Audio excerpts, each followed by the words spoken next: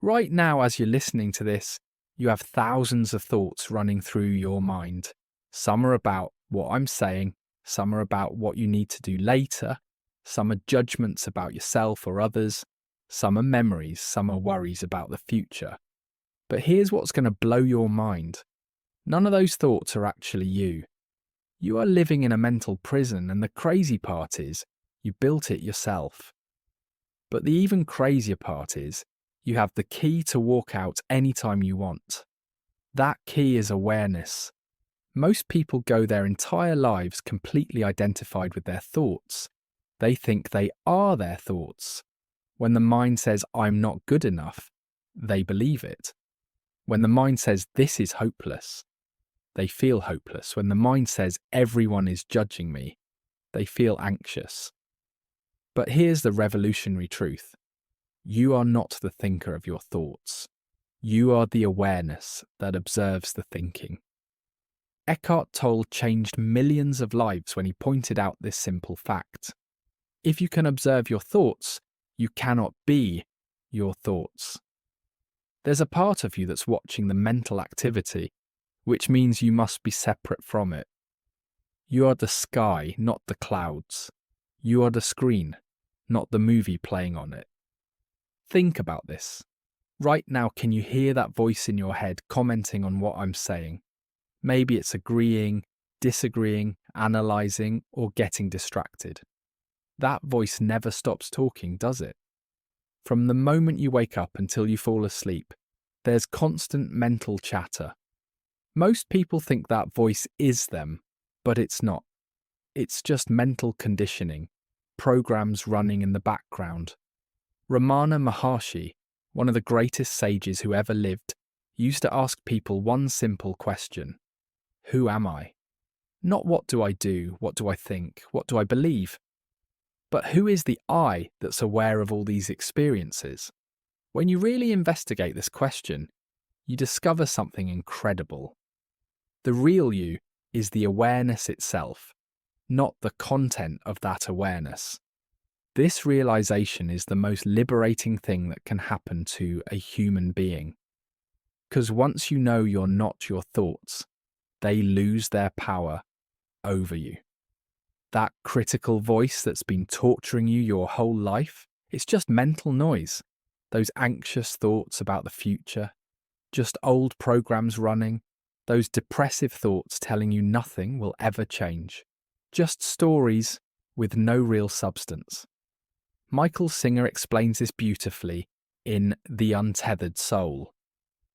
He says you have a psyche that's full of old experiences, traumas, beliefs and patterns, and this psyche is constantly generating thoughts and emotions.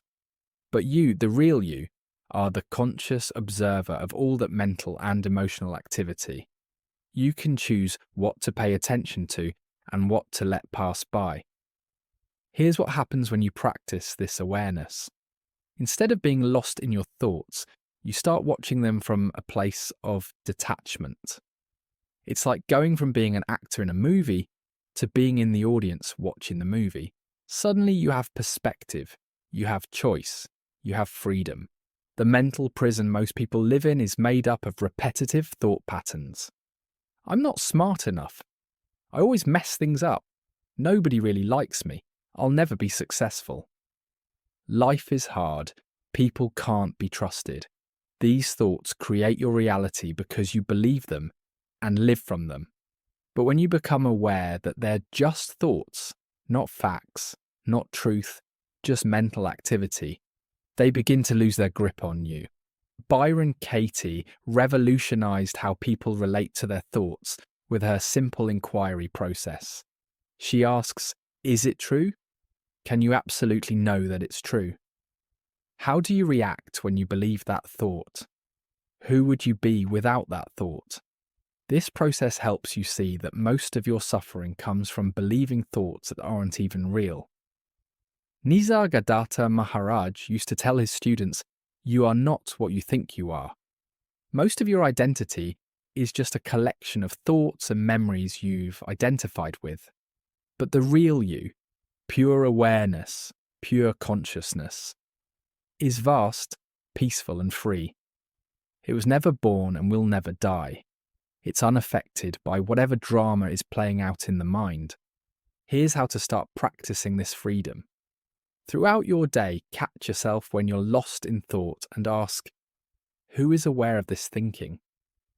The moment you ask that question, you step back into the observer position. You're no longer the victim of your thoughts, you're the witness of them. Another powerful practice is to simply label your thoughts. When you notice your thinking, just say to yourself, thinking. When you're worrying, say, worrying. When you're judging, say, judging. This creates space between you and the mental activity. It reminds you that you are the one watching, not the thing being watched. Mooji teaches that thoughts are like clouds in the sky of your consciousness. Some are dark storm clouds, some are light and fluffy. But they all come and go. The sky remains unchanged. You are that unchanging sky, not the temporary weather patterns moving through it. The most beautiful part about this awakening is that you don't have to fight your thoughts anymore.